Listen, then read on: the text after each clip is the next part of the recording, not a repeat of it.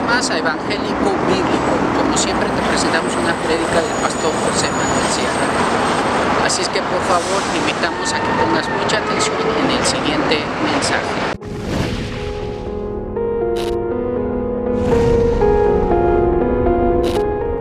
De verdad que el Señor tiene muchas sorpresas para sus hijos. Gloria a Dios, qué bueno. ¿Estamos preparados para escuchar la palabra? Amén.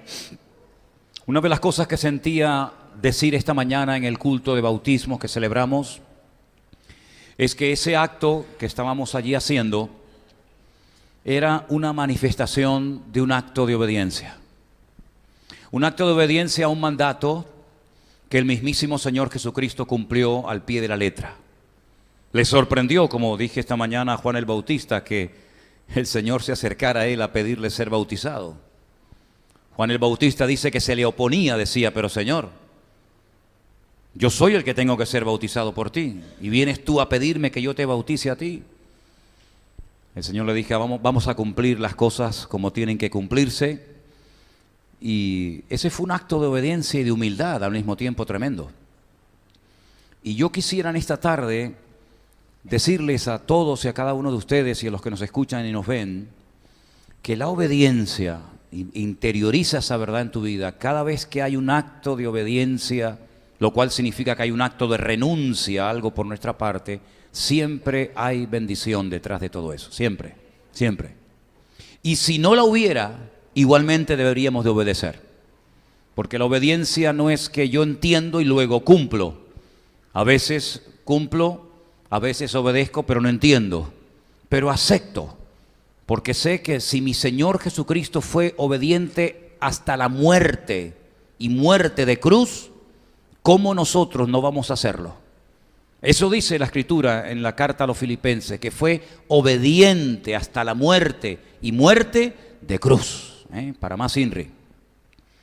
Ahora, yo quisiera en esta tarde hablar de algunos personajes que por lo que hicieron y por la forma como se montaron la vida, pasaron a la historia, porque en momentos puntuales de su vida no siempre fueron todo lo obediente que deberían de haber sido.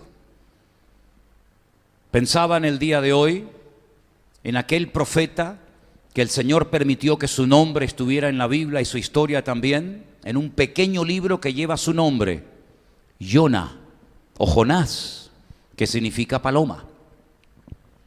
Este hombre era un profeta verdadero de Dios. Los profetas eran gente realmente con un sentido del deber y de la responsabilidad muy elevado, porque ellos sabían perfectamente que un profeta era como un vocero, un instrumento que en momentos puntuales Dios utilizaba para traer palabra al pueblo o a un rey o a una persona en particular. La gente en aquellos tiempos dependía 100% de los profetas. Se temía a los profetas, porque a veces las palabras que traían no eran palabras dulces y agradables. Muchas veces los profetas venían con palabras duras, con exhortaciones, con amonestaciones, y generalmente solían llamar al pueblo al arrepentimiento. Y en el caso de algunos profetas, fueron muertos y fueron rechazados, y se les intentó tapar la boca para que no siguieran diciendo palabra de Dios. Pero este profeta, llamado Jonás, dice la Escritura, que un día recibe un llamado un tanto extraño, porque que yo sepa, antes de este profeta, nadie había sido comisionado, nadie había recibido un llamamiento como el de él. No era un llamamiento para predicar a los reyes del norte, a los reyes de Israel, o a los reyes del sur, de Judá. No fue ungido y capacitado por el Señor para ser un profeta en su tierra durante su generación, durante su tiempo, sino que curiosamente Dios tenía otros planes para él, y los planes pasaban por irse al extranjero, a un país muy lejano, un país que era un país despiadado, un país que había hecho mucho daño a Israel, un país que en la mentalidad de cualquiera de la época no se merecían el perdón de Dios, porque hacían auténticas barbaridades, humillaban a la gente, los torturaban hasta la muerte con las humillaciones y torturas más dolorosas que ustedes se puedan imaginar. Y no le cabía en la cabeza al profeta Jonás que en un momento determinado el Dios Todopoderoso, el Dios que conoce a la gente, aún desde el vientre de su madre, enviara a este hombre, al extranjero, para que les predicara la palabra. Pero el problema no pasaba tanto por eso. Porque en un momento determinado Dios nos puede dar órdenes un tanto curiosas o no sé, opuestas a nuestro estilo de vida o nuestra forma de concebir el ministerio. Sino que Jonás sabía en lo más profundo de su corazón que cuando una persona oye la palabra de Dios, corre el peligro, entre comillas, de ser sacudido, de ser amonestado y exhortado por el Señor, y puede ser que esa persona opte por pedir perdón y por arrepentirse. Y Jonás sabía que cuando una persona se humilla y pide perdón, no importa lo bajo que haya caído. Esto es una cosa que a veces no nos cabe en la cabeza. No importa el pecado más horrendo que haya cometido, cuando hay un genuino y verdadero arrepentimiento, Dios siempre, siempre perdona. Pero no solamente perdona, sino que olvida el pecado por el cual le acabas de pedir perdón. Cosa que nosotros los seres humanos jamás podremos hacer, no porque no queramos olvidar, sino porque Dios ha diseñado la estructura de nuestra mente, nos permite recordar lo bueno y lo malo en cualquier momento. Que no nos domine es otra cosa, pero que si alguien nos ha hecho daño, si alguien nos ha ofendido y lo perdonamos de corazón, podemos recordar en cualquier momento la ofensa, aunque repito, es como una especie de cicatriz, no es una herida abierta, ¿me explico? Sin embargo, el Señor dice que Él perdona y olvida y arroja a lo profundo de la mar, por poner un ejemplo, los pecados que hayamos cometido contra Él. Es decir, borrón y cuenta nueva.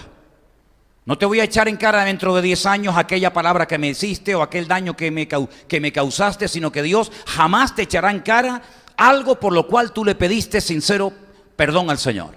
¿Estamos de acuerdo?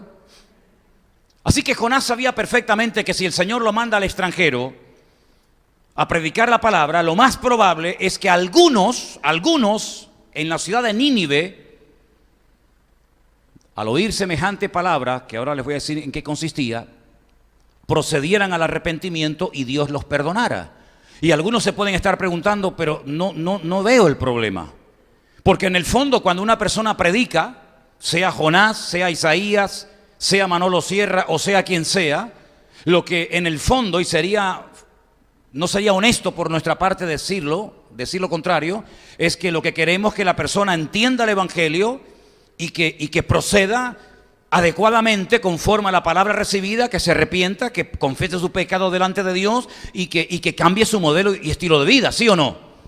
Entonces, ¿dónde está el problema en Jonás? ¿Es que Jonás no quería que los ninivitas se arrepintieran? Pues no.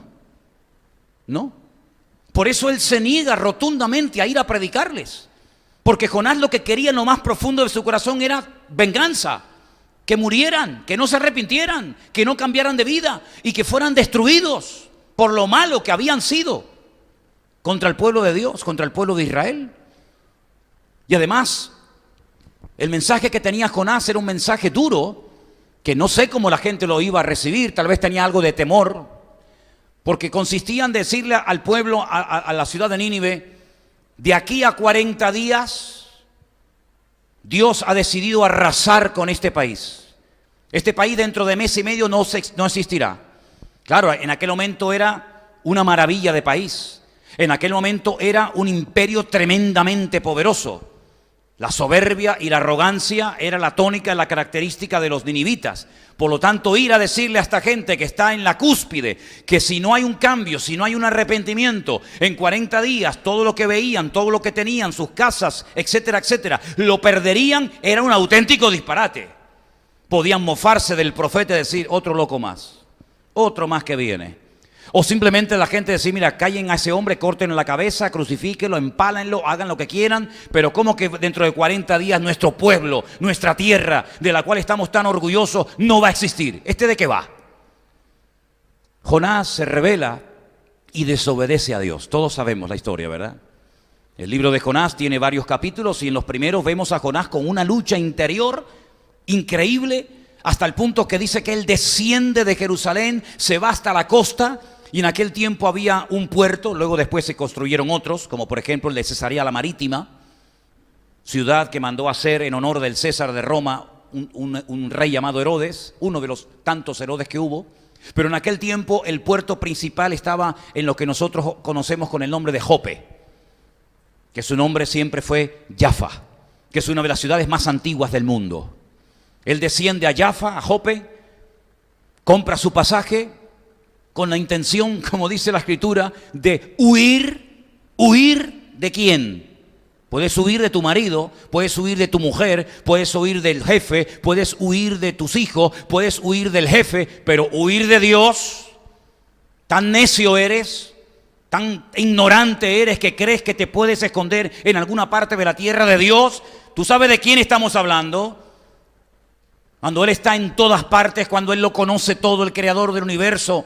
Como decía el salmista, si voy al desierto, allí estás tú. Si subo a la montaña, allí estás tú. Si voy al Seol, allí estás tú. ¿Dónde me podré esconder de Dios? Tienes el mismo espíritu y la misma actitud de Adán, que también era otro que pensaba que se podía esconder de Dios. Bueno, pues él cree que puede huir de Dios, porque en la mentalidad judía se creía que cuanto más lejos viviera un judío de Jerusalén, más lejos estaba de la presencia de Dios. Tenían esa mentalidad de círculos concéntricos, ¿no? Si estás en Israel, bueno, estás cerca de Dios, pero si en vez de en el norte de Israel vives, por ejemplo, en Judea, pues estás más cerca de Dios. Y si dentro de Judea vives en Jerusalén, pues estás mucho más cerca de Dios. Y si estando en Jerusalén vas al templo, pues más cerca de Dios. Y así iban como estrechando el lugar donde Dios vivía en aquellos tiempos. Y entonces él decía, si me voy de Jerusalén, donde Dios tiene su gloria, donde Dios tiene su casa, el famoso templo de Jerusalén, me podré esconder y huir de la presencia de Dios. ¿Qué trajo todo esto como consecuencia a la vida de Jonás? Una tormenta sin precedentes. Su vida ya era una tormenta. Y cuando la vida de un ser humano es una tormenta, todo lo que te rodea es una tormenta. En lo natural y en lo espiritual.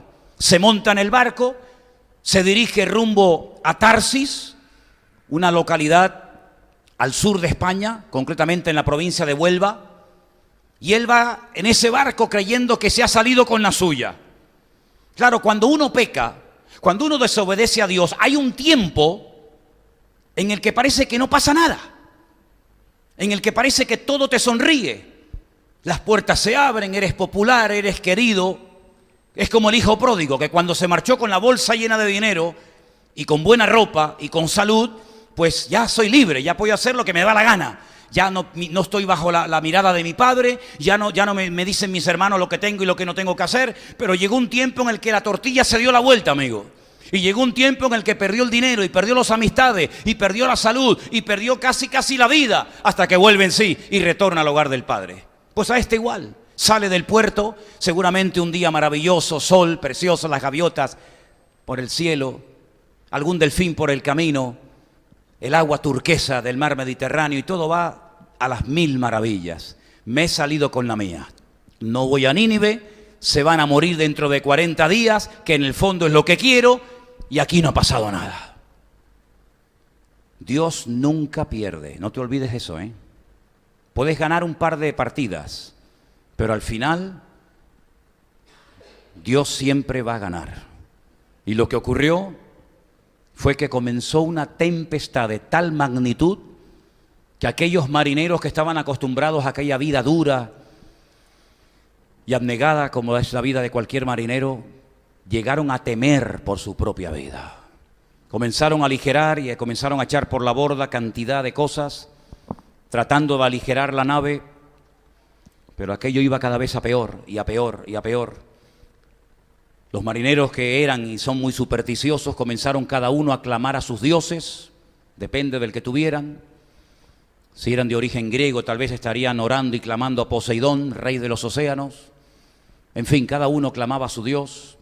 Pero se dieron cuenta, el capitán de la nave se dio cuenta de que faltaba alguien en la cubierta, alguien que no había subido a orar, a clamar, a interceder para que aquello se parara y se calmara la tormenta. Y era un hombre que había comprado su pasaje en Jope, y cuando comenzaron a buscarlo se lo encontraron en el camarote de más abajo, durmiendo como un tronco. Y el capitán lo despierta, le dice, pero dormilón, así lo llama, dormilón, ¿no te das cuenta que vamos todos a morir? Clama a Dios, a tu Dios clama, a ver si tu Dios es el que nos responde. Nos da igual quién responda, Poseidón, Moloch, Quemos, Baal o quien sea. Pero tú, ¿quién eres? ¿Tú a qué te dedicas? ¿Cómo estás con esa pachorra? ¿Cómo estás con esa indiferencia? Y le dice, yo soy un profeta del Dios vivo y verdadero. Yo estoy huyendo de la presencia de Dios porque no quiero ir al lugar donde Dios me ha mandado. Y entonces dice la Biblia que Jonás propone algo que los desconcierta a todos y los deja a todos con la boca abierta. Y le dicen, la única manera de que esto cambie es que me tiren a mí por la borda. Y en el momento en que me tiren a mí por la borda, les aseguro que la tempestad se convertirá en una gran bonanza. Ay, amigo. Pero si tiramos a este hombre por la borda, lo más probable es que muera. Pero es que eso es lo que quería Jonás. La gente llega a un grado de desesperación y de vacío tan grande que creen que es mejor morirse que seguir viviendo y peleando en la vida. Estamos hablando de un varón de Dios. No estamos hablando de un mequetrefe. No estamos hablando de un pagano. Estamos hablando de un hombre que conoce a Dios, que conoce las Sagradas Escrituras. Un hombre que ha adorado al Dios vivo y verdadero de sus antepasados y de sus padres en el templo de Jerusalén. Pues él dice, tíreme por la borda. En otras palabras, estoy dispuesto a morir, pero no voy a ir a Nínive a predicar la palabra. Es desobediencia a la máxima potencia. Y así como la obediencia trae bendición, la desobediencia trae ruina y destrucción. ¿Cuántos dicen amén? Ay, amigo. Lo tiran por la borda. Ya está contento Jonás porque se va a morir, pero le sale el tiro por la culata. El Señor tenía preparado un enorme pez. La Biblia no dice qué tipo de pez era. Un gran pez que se lo traga vivo. Lo más normal es que el efecto de los jugos gástricos lo hubiera terminado despedazando, pero ocurre todo lo contrario. Jonás entra más que en un pez, en una gran coctelera, donde empieza a ser sacudido y este hombre llega a un grado de desesperación viendo que pasa 1 hora, 2 horas, 3 horas, 1 día, 2 días, 3 días, y entonces llega y clama desde lo más profundo, era como una especie de submarino en tinieblas, y dice, Dios, está bien, tú ganas, iré a Nínive y sácame de aquí y sálvame la vida. Y entonces el pez llega a la orilla del mar donde estuviera, lo vomita. Es decir, que la colonia que Jonás llevaría durante días encima tenía que ser algo horroroso. Y Jonás, todo lleno de lo que ustedes se puedan imaginar, se va rumbo a Nínive. Es más o menos así la historia de este profeta Jonás. Jonás al final da su brazo a torcer, llega a Nínive, predica, y en fin, ya saben todos el resto de la historia. Pero la primera parte de la vida de Jonás es tortuosa, es una tormenta terrible, personal y colectiva. Todo lo que toca, todo lugar donde va Jonás, como él está mal, pone mal a todo el mundo. Es como el que está bien, el que está con la bendición de Dios, transmite bendición, ¿sí o no? Pues el que está mal exactamente igual. Él está mal y todos los que están en el barco están mal y todo lo que toca está mal, porque lo que transmite es ruina, muerte, desesperación y desobediencia. Porque transmitimos no solamente a nuestros hijos, pues la parte genética, ¿verdad? Sino que a veces también transmitimos nuestro espíritu a los demás, queramos o no. Sin embargo, hay otro personaje en el Nuevo Testamento que pasó una tempestad terrible, pero terrible. Yo diría que aún peor que la que Jonás atravesó, porque la de Jonás no duró tanto tiempo. Pero la tormenta de la cual vamos a hablar ahora en el capítulo 27 del libro de los Hechos, es una tormenta que duró más de 3 semanas. Y toda la tripulación, más de 270 marineros y presos y soldados que viajaban desde Israel hasta Roma, creyeron que no se salvarían y que todos morirían tarde o temprano. Pero es que en ese barco iba otro varón de Dios. Lógicamente no era Jonás, era otro varón de Dios. Pero miren qué diferente atravesar un problema en la vida sin Dios y atravesar un problema en la vida con Dios. Miren qué diferencia pasar una tormenta por desobediencia a pasar una tormenta por obedecer al llamado de Dios. Leamos en el libro de los Hechos, capítulo 27, a partir del verso 13 en adelante. Preste atención, por favor. Soplando una brisa del sur, pareciéndoles que ya tenían lo que deseaban, levaron anclas e iban costeando la isla de Creta. Uy, qué vientito más rico. Se hincharon las velas. Vamos a ir costeando la isla. Es una brisa que nos puede llevar a buen puerto. Ya. Fíjate, una brisa suave, apacible y dulce en lo que se va a convertir. Pero no mucho después, dio contra la nave un viento huracanado llamado Euroclidón, un dios de la mitología griega, tan terrible y tan perverso, que tomaron su nombre para hablar de un viento que viene en diagonal y que no hay forma humana de controlarlo y que es tremendamente peligroso porque no puedes navegar ni a sotavento ni a barlovento, sino que es un viento que es imposible hacerte con él y que te puede llevar a la ruina y a la muerte. Todo empezó con una brisa muy apacible. Por fin tenemos lo que queremos. Se ha convertido en un viento huracanado, fuerza 4, fuerza 5, vete tú a saber, llamado Euroclidón. Y siendo arrebatada la nave y no pudiendo poner proa, la parte de adelante, al viento, nos abandonamos a él y nos dejamos llevar. Ya se rindieron, dijeron, mira, hagamos lo que hagamos, es imposible gobernar la nave. Por lo tanto, mira, que sea lo que Dios quiera. Si quieren soltar las velas, si quieren amarrarlas, nos da igual, nos abandonamos. Y que pase lo que pase, que Dios nos coja confesados. Habiendo corrido a sotavento de una pequeña isla llamada Clauda, con dificultad pudimos recoger el esquife, ese barquito pequeño que uno utiliza cuando se va a escapar de la nave, ¿no? Del grande pasas al pequeño. Bueno, lo pudieron recuperar. Y una vez subido a bordo, usaron de esfuerzos para ceñir la nave y teniendo temor de dar en la sirte, arriaron las velas y se quedaron a la deriva. Esto va de mal en peor, Esto es terrible lo que está pasando aquí. Y una vez, pero siendo combatidos por una furiosa tempestad, al siguiente día empezaron a aligerar. Ay, amigo, ahora empiezas a desprenderte de cosas que para ti tenían un valor tremendo. Ahora ya no las quieres. Sudaste, trabajaste y sufriste toda la vida para tener ese coche. Ahora lo odias. Luchaste con uñas y dientes para comprarte esa casa. Ya no la quieres. Luchaste con uñas y dientes para hacer aquel negocio. Ya no lo puedes ver ni en pintura. Y ahora la nave que iba cargada con todo tipo de especias y con todo tipo de productos maravillosos, ahora resulta de que ya no sirven. Ahora son un lastre. Ahora me pesan demasiado. Ya no quiero saber nada de esto. Y comienzan a tirar y a tirar y a tirar por la borda todo el patrimonio y la riqueza que llevaba ese barco. Al tercer día, ya vamos por el tercer día, con nuestras propias manos arrojamos los aparejos de la nave. Y no apareciendo ni sol ni estrellas por muchos días, en aquellos tiempos era fundamental, ¿verdad? En aquellos tiempos la brújula no fue inventada hasta la época del Renacimiento. Las brújulas eran muy rudimentarias, ¿verdad? Y el sol, la luna, las estrellas ayudaban a los marineros, tanto de día como de noche, a orientarte. Si no veo sol, ni luna, ni estrellas, ¿en qué me oriento? Si no sé si estoy dando vueltas en círculos, si voy para atrás, si voy para adelante.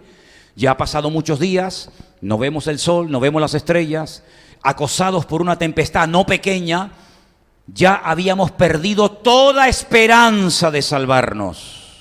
Toda. Entonces Pablo, como hacía ya mucho que no comíamos, claro, ¿quién tiene apetito con semejante tempestad? Si ya habrían echado no solamente por la borda los enseres de la nave, sino, ¿no? Los peces estaban haciendo de oro con todo lo que estaba cayendo allí, ¿no?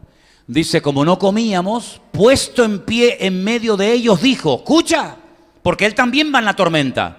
Pablo no va en un yate de 5 estrellas viendo cómo están sufriendo los demás, no, él va en la misma nave, él tampoco ha comido, a él también le afectan las circunstancias, pero él se pone en pie y dice, habría sido cierto conveniente, oh varones, haberme oído y no zarpar de Creta tan solo para recibir este perjuicio y pérdida. Es decir, aquí vemos cómo Pablo había advertido a la tripulación, al capitán, a la nave, de que no salgan. No, pero que no salga, que esto es simple apariencia, que detrás de esta brisa, detrás de este vientito bonito, que viene un huracán, que esto va a ser peligroso, que lo que empieza mal termina peor. Pero no le hicieron caso. Por eso él dice, les recuerdo que yo les dije que no saliéramos, que no lo hiciéramos, que no te metieras en ese jaleo, que ahora no saben ni cómo salir de él. Pero ahora os exhorto a tener buen ánimo, pues no habrá ninguna pérdida de vida entre vosotros, sino solamente de la nave. Mira, si para que aprendas tienes que perder todo, empezar de cero, y que solamente te quede la vida, ha merecido la pena. Porque algunos ni perdiendo la vida aprendieron. Así que es mejor perder la nave, tirar las joyas, tirar toda la comida por la borda, pero por lo menos conservemos lo más valioso que tiene un ser humano, que es la vida. Porque esta noche, ay Dios mío, esto es increíble. Esta noche ha estado conmigo el ángel del Dios de quien soy y a quien sirvo. El ángel del Dios al que sirvo, pero ¿por dónde se metió? ¿Por dónde vino? Él entró en mi camarote. El ángel del Señor, la presencia de Dios está en este barco.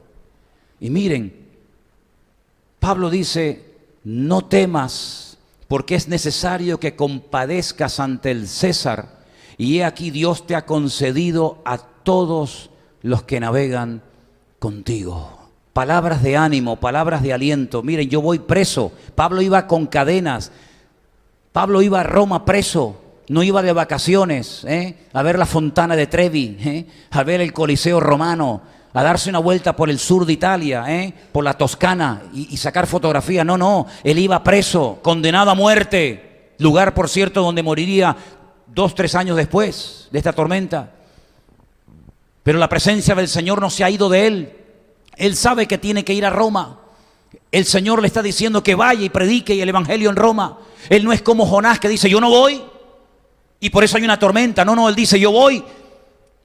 Pero hay tormentas que produce el diablo y hay tormentas que produce Dios. ¿En cuál estás tú metido? ¿En una tormenta que ha mandado el Señor para mostrarte que a pesar de que estás en una tormenta, Dios está contigo? ¿O en una tormenta que tú has provocado por no hacerle caso a Dios y por haberte metido en un barco en el cual nunca tenías que haberte metido a navegar? ¿En qué tipo de tormenta te encuentras, amigo mío? ¿En qué tipo de tormenta? ¿Y en esa tormenta estás solo? ¿Te quieres morir? ¿O en esa tormenta está el ángel y la presencia del Señor diciéndote, Pablo, tranquilo, no tengas miedo? Si se mantienen unidos, ni uno va a morir en la nave. ¿Te das cuenta? 2 hombres de Dios, pero uno produce una tormenta por desobediencia y sufre las consecuencias. La otra tormenta, donde Pablo viaja, él tiene palabras de aliento y de ánimo a los demás. Porque él sabe que habrán obstáculos, habrán dificultades, pero todo lo puedo en Cristo que me fortalece. Porque él sabe que en la tormenta no va solo. Jonás iba solo porque iba en desobediencia. Y cuando uno va en desobediencia y en rebeldía, va solo. Te buscas la vida, no quieres a Dios, te aguanta. Pero Pablo es todo lo contrario. Pablo va en obediencia. Pablo va a predicar el evangelio, Pablo va a servir al Señor y habrá una tormenta, pero no importa, voy a llegar igual porque Dios me ha dicho que tengo que ir a Roma. Y no importa si el barco se hunde, no importa si me pica una víbora como le picó cuando llega a la isla de Malta, no importa si el barco se hunde, si mi Dios me ha dicho que me va a llevar allí, yo voy a llegar porque Dios es fiel y Dios no miente. ¿Cuántos dicen amén? Asegúrate, piensa bien lo que te digo, Asegúrate de que la tormenta que vayas a pasar en el futuro o la que estás pasando en el presente sea una tormenta de parte de Dios y no una tormenta que por tu mala cabeza y por tu desorden, por tu soberbia y por darle las espaldas al Creador te la has buscado y te la has creado tú mismo. Por eso cuando vamos a la palabra del Señor nos encontramos que el tema, el concepto obediencia es algo tan importante. Ahora, creo en lo que voy a decir que no estoy errado. El ser humano por naturaleza tiende a ser desobediente. No sé si ustedes nacieron con el concepto de obediencia tan claro que a todo lo que decía mamá y papá, automáticamente el niño y la niña decían, sí mamá, lo que tú digas. Generalmente el ser humano, por ser un ser caído, desconectado de su creador, tiene una tendencia a ser desobediente, a ser rebelde. No hay que enseñarle al niño a rebelarse. O ustedes le han enseñado y le han dado clases particulares a vuestros niños para ser desobedientes y para no hacer caso a lo que dicen los padres. ¿Habéis dedicado tiempo a vuestros niños para decir, ven aquí? Cuando mamá te diga, ven aquí, tú no vengas. Cuando mamá te diga, pórtate bien, tú pórtate mal. Cuando papá te diga, vete al colegio, tú escúpele. Cuando tú le digas, no hay que enseñarles eso, lo llevan dentro, es algo genético, es algo inevitable. No importa si es el hijo del pastor, la hija de quien sea. La desobediencia es un virus, un cáncer que llevamos dentro, los seres humanos, desde que nacemos hasta que morimos. Por eso tenemos que aprender no a desobedecer, que ya lo sabemos hacer y muy bien, sino la Biblia nos dice que tenemos que aprender a ser obedientes. Y hay un versículo que leía hoy, que lo apunté aquí, que digo, este versículo lo voy a leer esta tarde porque es una bomba, Esto es una bomba lo que voy a leer ahora. Hebreos capítulo 5, verso 8. Mira lo que dice eso. Hablando de Jesucristo, del Hijo de Dios. Y dice, y aunque era hijo, por lo que padeció, aprendió la obediencia. Es decir, hasta el mismísimo Señor Jesucristo, aunque como todos sabemos era el Hijo de Dios, el Padre tuvo que hacerlo pasar por pruebas, por presiones, por dificultades, para que a través de todo eso aprendiera a ser obediente. Efectivamente es lo que te he querido decir. Y aunque era hijo, por lo que padeció, aprendió a ser obediente. Y podemos decir, sin temor a equivocarnos, que Jesús era la obediencia personificada. ¿Cuántos dicen amén? Obediente hasta la muerte. Y la muerte de cruz, dice la carta de Pablo a los filipenses. Obediente en todo. Llegó a decir un día, hermanos, a los religiosos de la época, miren, lo que yo enseño, lo que yo hablo, lo que yo predico, no lo hablo por mi propia cuenta. Ni siquiera cuando veo a un cojo, a un mudo, a un paralítico, a un endemoniado, a un muerto, ni siquiera los milagros que hago, los hago porque me salió del corazón ayudar al pobre hombre que estaba ciego o leproso o paralítico. No, sino que todo lo que hago en la vida y todo lo que digo es porque mi Padre me dice que lo haga y que lo diga. Y si no, no sería capaz de hacerlo. Hasta en eso era obediente al Padre. ¿Qué te parece?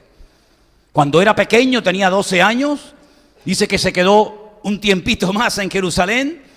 Los padres se fueron a su casa y dice que lo perdieron.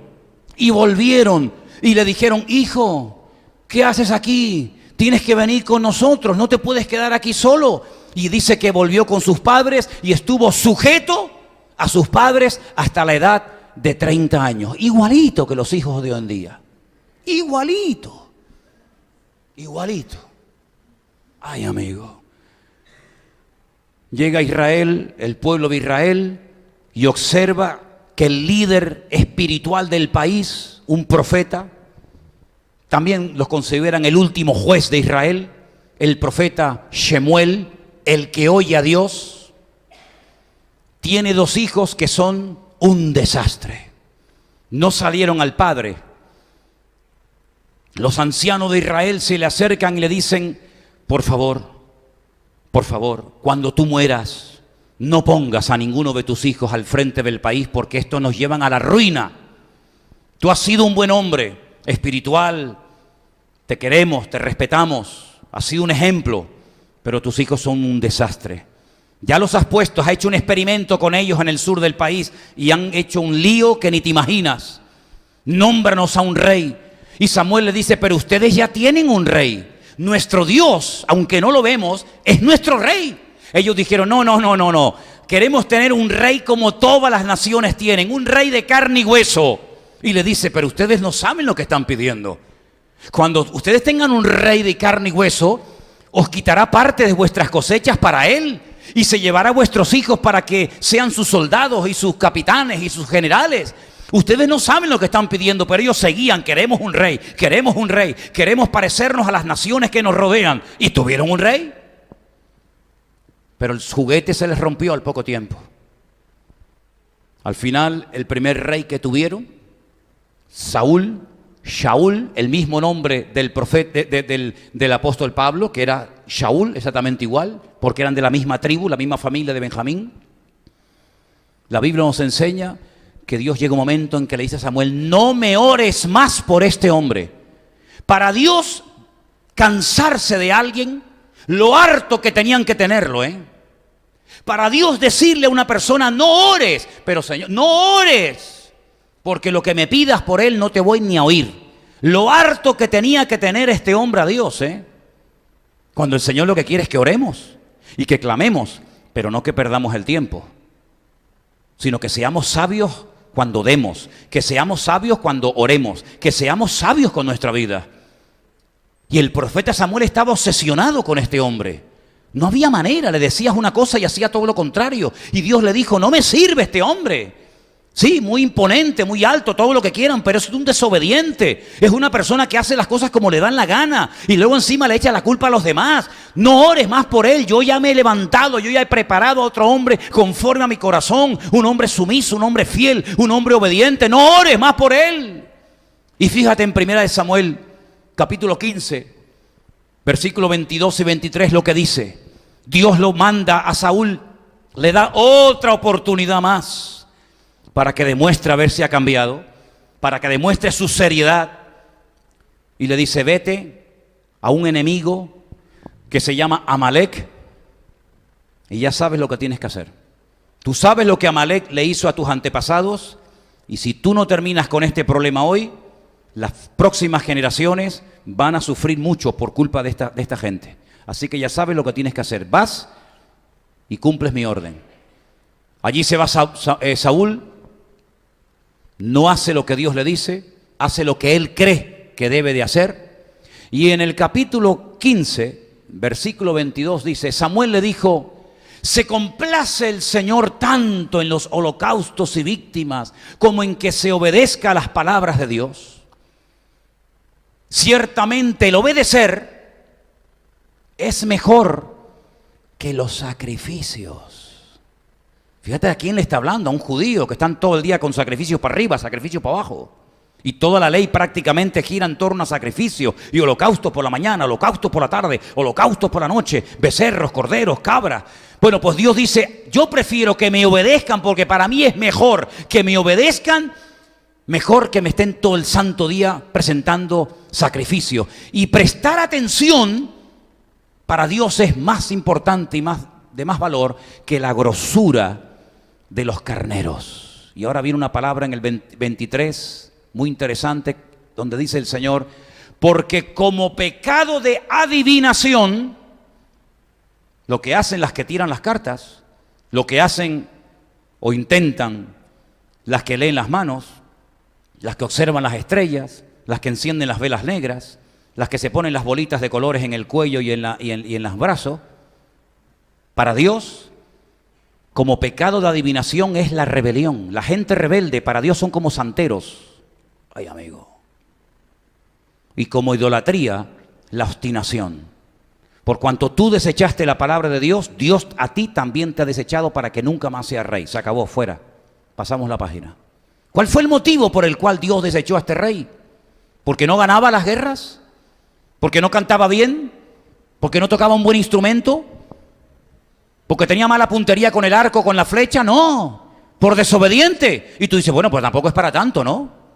Él iba a la guerra y mataba a un montón de filisteos y obtenía grandes victorias, sí, pero más importante que lo que haces es lo que eres. ¿Me habéis oído? Más importante que lo que haces, que no digo que está mal, más importante que lo que haces o lo que tienes, es lo que eres. y eres un desorden de persona, eres un desobediente. Y Dios lo desechó. ¿Qué te parece? Ahora podemos entender cómo Dios no va a hablar con voz audible el día que su Hijo Jesucristo, la obediencia personificada, recorre desde Galilea hasta el río Jordán, donde está Juan Bautista bautizando y se bautiza. ¿Cómo no va a hablar Dios y a decir lo que dijo? Este es mi Hijo amado, en el cual deposito toda mi confianza y en el cual me gozo y pongo toda mi complacencia. ¿Cómo no va a hablar Dios? Cuando Dios ve la obediencia de su Hijo, la humildad de su Hijo, habla. Pero cuando Dios habló acerca de Saúl, lo que dijo fue todo lo contrario. No dijo, miren a Saúl, el hombre obediente, el hombre más cerca de mi corazón, el hombre que le digo una cosa y hace todo exactamente igual. Sino dice, no me sirve, lo he desechado, busquemos a otro hombre. ¿Qué te parece? La obediencia es un imán que atrae la bendición de Dios al hogar, que atrae la bendición de Dios a la iglesia, que atrae la bendición de Dios a la familia, que atrae la bendición de Dios a tu vida. Pero la desobediencia es lo peor y lo más inmundo y lo más repugnante que Dios puede encontrar en nuestra vida, porque está basada en algo que se llama rebelión. Y el padre de la rebelión, el que está detrás de todo acto de rebeldía y desobediencia, ¿saben quién es? Satanás, el diablo, que ha sido rebelde y ha sido desobediente desde el principio hasta el final.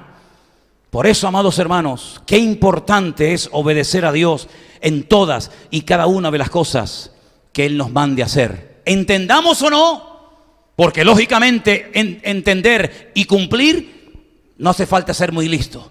Pero cuando Dios nos pide algo, cuando Dios nos exhorta, cuando Dios nos amonesta, cuando Dios nos corrige, cuando Dios nos disciplina por algo que tal vez no entendemos, pero obedecemos con gozo y con alegría, el Señor siempre honra y el Señor siempre bendice, porque la obediencia trae la bendición de Dios a nuestras vidas. ¿Cuántos dicen amén? ¿Se lo podría decir al que está a su lado? La obediencia trae bendición a nuestras vidas. Amén.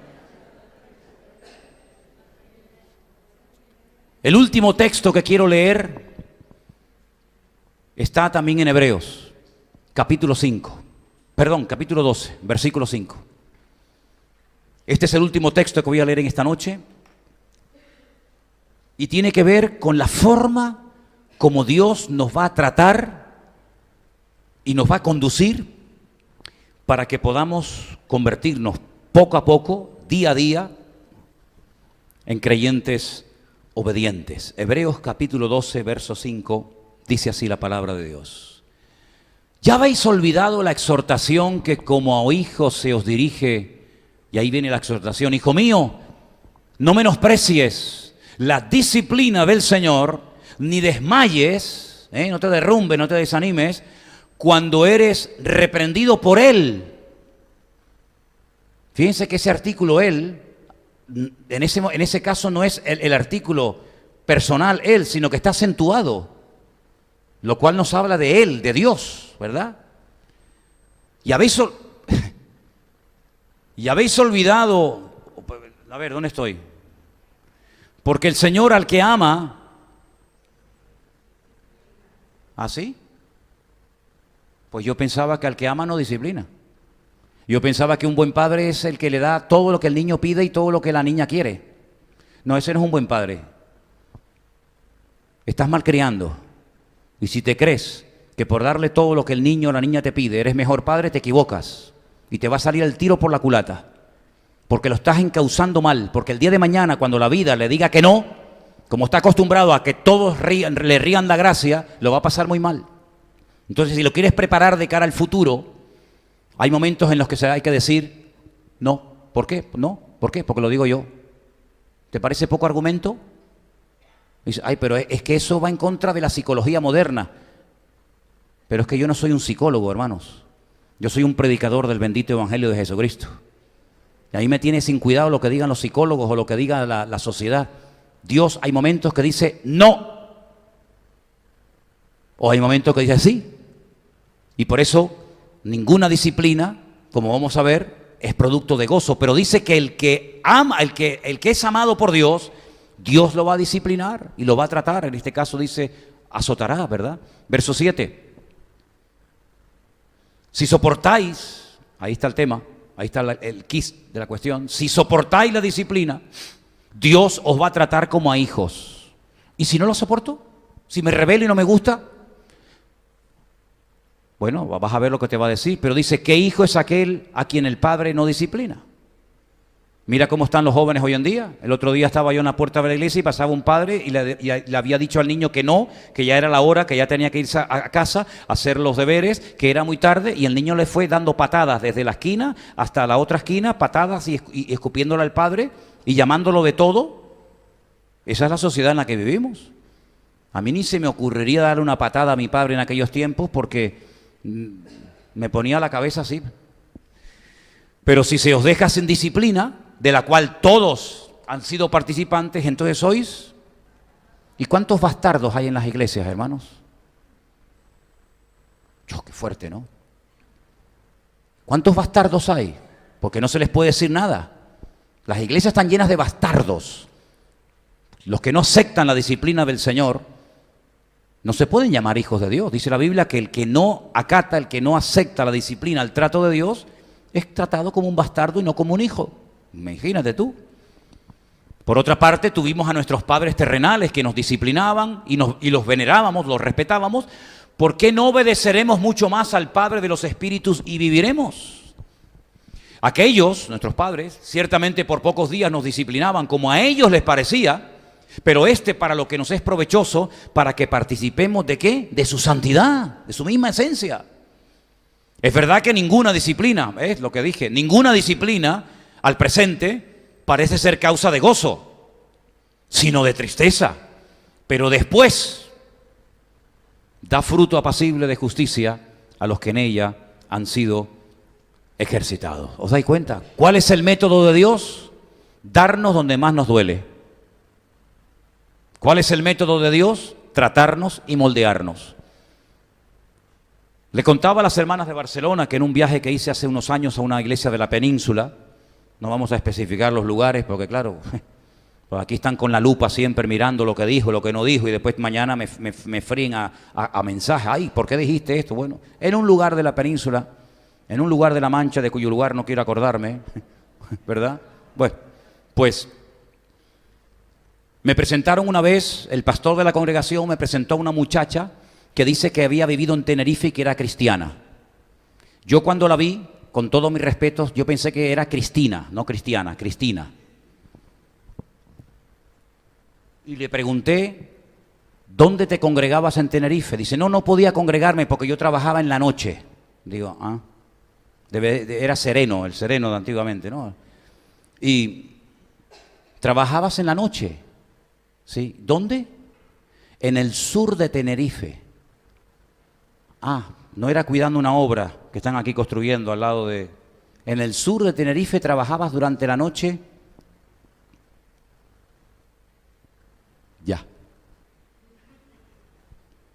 Ya me lo has dicho todo. Y le digo al pastor, ella no es cristiana, es Cristina.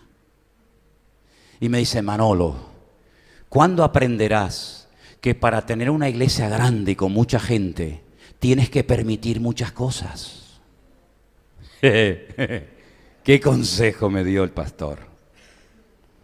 Ya no me invitó nunca más a la iglesia. Y le dije, pues probablemente nunca tenga una iglesia muy grande. Porque si para tener gente tenemos que permitir desorden y que cada uno viva como Pancho Villa y que esto sea una merienda, ¿verdad? Digo, pues lo lamento mucho, querido. Pero el Señor quiere de nosotros seriedad y compromiso. Y probablemente, a lo mejor no le gustó lo que le dije, pero me dio igual, exactamente igual.